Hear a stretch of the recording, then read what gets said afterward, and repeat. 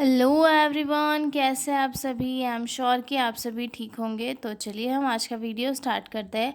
आज के वीडियो में हम एक 4 नंबर का क्वेश्चन डील करेंगे जो प्रीवियस ईयर 2025 में पूछा गया था। तो चलिए वीडियो को स्टार्ट करते हैं। जो लोग भी चैनल पर नए हैं वो लोग चैनल को सब्सक्राइब कर ले, वीडियो को लाइक करें और अपने दोस्तों के साथ शेयर ज़रूर करें ताकि सभी को जो है ईजी लैंग्वेज में नोट्स मिल सके। ठीक है, तो चलिए स्टार्ट करते हैं। Phases of interpersonal relation. Interpersonal relation हमने इसके पहले वाले वीडियो में जो है इसकी डेफिनेशन पढ़ी थी, फिर उसके बाद इसके पर्पस और इसके टाइप्स पढ़े थे। आज के वीडियो में हम इसकी फेजेस पढ़ेंगे, फिर अगले वीडियो में हम इनका जो है इम्पॉर्टेंस इन हेल्थ केयर पढ़ेंगे। ठीक है, तो इंटरपर्सनल रिलेशन क्या था। इंटरपर्सनल रिलेशन यानी कि दो लोगों के बीच में जो बॉन्ड होता है वो कैसे बिहेव करते हैं एक दूसरे के साथ, एक दूसरे उनके बीच की अंडरस्टैंडिंग कैसी है, ये सारी चीज़ें क्या कहलाती है, एक इंटरपर्सनल रिलेशन कहलाता है। ठीक है, अब इसकी क्या होती है, 4 फेजेस होती है। सबसे फर्स्ट आती है ओरिएंटेशन फेज, देन सेकंड आती है आइडेंटिफिकेशन फेज, देन थर्ड आती है एक्सप्लॉइटेशन फेज, देन फोर्थ आती है रिजोल्यूशन फेज। ये फेजेस क्रम से चलती है, इनके क्रम के अकॉर्डिंग, जैसे कि मैंने यहाँ लिखी हुई है। सबसे फर्स्ट आती है ओरिएंटेशन फेज, देन सेकंड आती है आइडेंटिफिकेशन फेज, देन थर्ड आती है एक्सप्लॉइटेशन फेज, देन फोर्थ आती है रिवोल्यूशन फेज। फर्स्ट वाली फेज़ देखते हैं, यानी कि ओरिएंटेशन फेज़।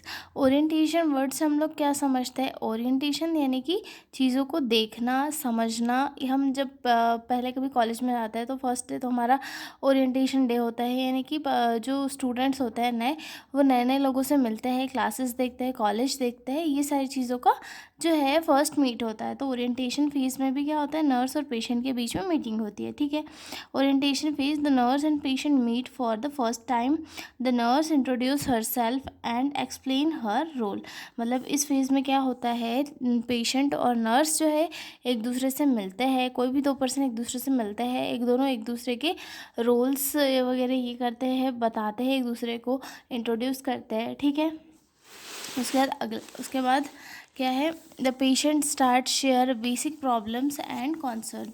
इसी स्टेज में क्या होता है, पेशेंट अपने जो बेसिक प्रॉब्लम और कॉन्सर्न्स है वो शेयर करने लगता है नर्स के साथ। ठीक है, थोड़ा थोड़ा अब एक दूसरे से बात करते हैं, थोड़ा थोड़ा ट्रस्ट भी बनने लग जाता है।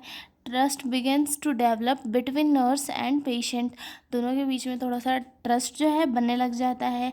The nurse collects patient information and make an initial plan जो नर्स होती है वो पेशेंट से इन्फॉर्मेशन को कलेक्ट करती है और फिर अपना जो केयर प्लान होता है या फिर जो ट्रीटमेंट प्लान होता है उससे प्लान करने लगती है। ठीक है, तो फर्स्ट होगी ओरिएंटेशन फेज जिसमें नर्स और पेशेंट मिले थे। ठीक है, अब दूसरा वाला हो गया कौन सा, आइडेंटिफिकेशन फेज।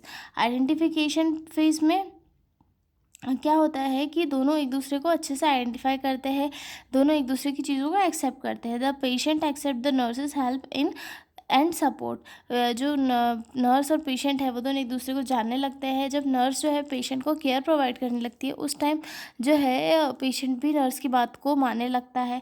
ठीक है, the nurse understand patients main problem. जब धीरे धीरे दोनों का इंट्रोडक्शन होता है, दोनों एक दूसरे से बातें चीतें करते हैं, तो जो नर्स है वो भी पेशेंट की बातों को समझने लगती है, उसकी प्रॉब्लम को समझती है। ठीक है, the patient start to participate in care actively. Patient जो है अच्छे से अपना अभी पार्टिसिपेशन जो है केयर में देता है, मतलब वो भी हेल्प प्रोवाइड करता है कि अगर नर्स मुझे केयर दे रही है तो मैं उसके साथ कोऑपरेट करूँ। ठीक है, अ care plan is made based on the patient needs.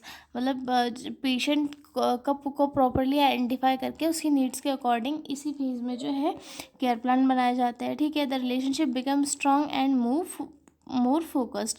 मतलब सबसे पहले तो ओरिएंटेशन हुआ, उसके बाद दोनों ने एक दूसरे को जाना, समझा, इंट्रोड्यूस किया और उन दोनों के बीच का बॉन्ड जो है ज़्यादा फोकस बन जाता है। ठीक है, उसके बाद आती है एक्सप्लॉइटेशन फेज। ठीक है, एक्सप्लॉइटेशन दैट मीन्स कि आगे वाली स्टेज। ठीक है, the patient use all services and support provided. Patient जो है हर एक चीज़ जो नर्स ने उसे या फिर हेल्थ केयर टीम ने उसे दी, उसने वो यूज़ करी। The nurse teaches guide and motivate the patients. मतलब नर्स ने जो है पेशेंट को मोटिवेट किया, गाइड किया हर चीज़ के लिए, ठीक है।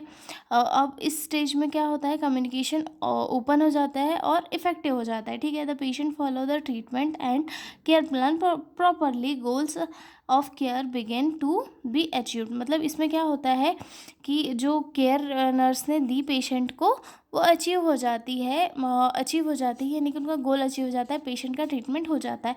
एक्सप्लॉइटेशन दैट मीन्स कि निष्कासन या फिर वेस्ट या फिर वेस्ट होता है। तो जो फर्स्ट वाली स्टेज में दोनों ने एक दूसरे को समझा, सेकंड में आइडेंटिफाई किया, केयर वगैरह दी, पेशेंट ने भी कोऑपरेट किया। अब पेशेंट ठीक हो गया, ठीक होने के बाद में क्या हो गया, दोनों का रिलेशनशिप वहीं पे मतलब ये हो गया कि हाँ ठीक है, अब तो पेशेंट ठीक हो गया, अब पेशेंट जो है घर जाएगा, ठीक है।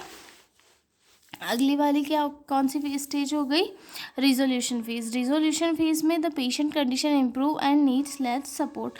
The patient become more independent in managing health. The nurse prepare. Resolution phase में फिर से जो है नए पेशेंट को केयर प्रोवाइड करने के लिए फिर से जो है नर्स तैयार होती है, ठीक है, क्योंकि जो पुराना वाला पेशेंट था वो अब ठीक होके घर जाने लगता है, ठीक है। तो ये 4 स्टेजेस थी, orientation, identification, exploitation, then resolution, ठीक है। अब हम मिलेंगे अगले वीडियो में एक नए क्वेश्चन के साथ, तब तक के लिए बाय बाय।